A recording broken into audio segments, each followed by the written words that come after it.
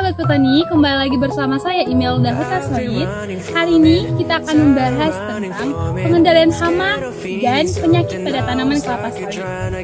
Tentunya sahabat petani sudah mengetahui bahwasannya tanaman kelapa sawit juga dapat terserang baik dari hama ataupun dari penyakit. Nah, pada umumnya pada tanaman kelapa sawit seperti ini yang biasanya menjadi hama pengganggu pada umumnya yaitu adalah kumbang tanduk, yaitu yang kita kenal dengan Orytes rhinoceros. Nah, untuk penyakitnya biasa adalah penyakit busuk pada batang. Nah, kita akan membahas yang pertama nih teman-teman, yaitu adalah hama pada tanaman kelapa sawit. Nah, hama tanaman kelapa sawit yaitu kumbang tanduk itu bisa kita ciri-cirikan. Yang pertama, untuk daunnya sendiri atau pangkal daun pada ujungnya itu akan berbentuk V atau seperti gambar seperti ini.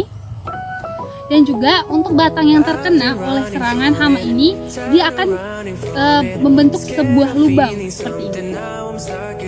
Nah, seperti itu untuk hama di kelapa sawit. Nah, untuk pengendalian dari kumbang tanduk tadi, yang pertama kita bisa menggunakan LCC.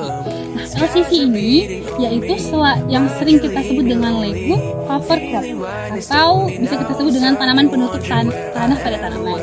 Nah, selain mungkin kita mengetahui bahwasannya nih kelapa sawit ini biasa menggunakan LCC ini yaitu untuk memperbaiki sifat tanah, baik itu fisika atau kimia, atau menyuburkan tanah.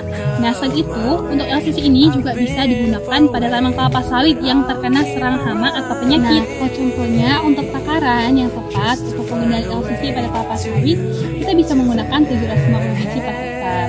Nah, selain itu ada alternatif lainnya, yaitu kita bisa langsung nih mengumpulkan atau mengutip imago rhinoceros atau kumbang tanduk tadi secara manual di sekitaran tanaman kelapa sawit.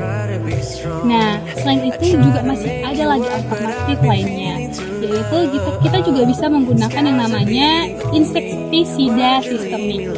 Nah, dengan cara yang pertama kita bisa mengebor bagian dari tanaman kelapa sawit, baik itu di batangnya atau mungkin di agak ke bawah. Nah, contohnya nih kita mau ngebor di sini. Jadi kita bor di sini tuh sekitaran 10 cm ke dalam dengan kemiringan 45 derajat. Nah, di lubang nih yang kita bor tadi baru kita masukkan insektisida sistemiknya. Nah, setelah itu baru kita tutup dengan tanah liat. Dan ini jika kita praktekkan itu sangat manjur. Yang kedua yaitu adalah penyakit busuk pangkal pada batang. Nah, ini sangat berdampak nih bagi tanaman-tanaman yang terserang oleh penyakit ini. Karena yang pertama, tanaman tersebut akan layu pada daun-daunnya. Setelah itu daunnya tidak akan mengalami perkembangan dan bisa menyebabkan mati. Nah, untuk penanggulangan yang pertama secara manual kita bisa langsung nih mengambil atau mengkorek bagian yang terkena busuk pangkal batang tersebut. Caranya yaitu yang pertama kita mengukur dulu, yaitu kita penggunaan dari fungisida ini yaitu dari 5-10 cc yang kita campurkan pada 1 liter air. Setelah itu kita masukkan kepada botol semprot, baru kita semprotkan kepada bagian yang terkena busuk pangkal batang.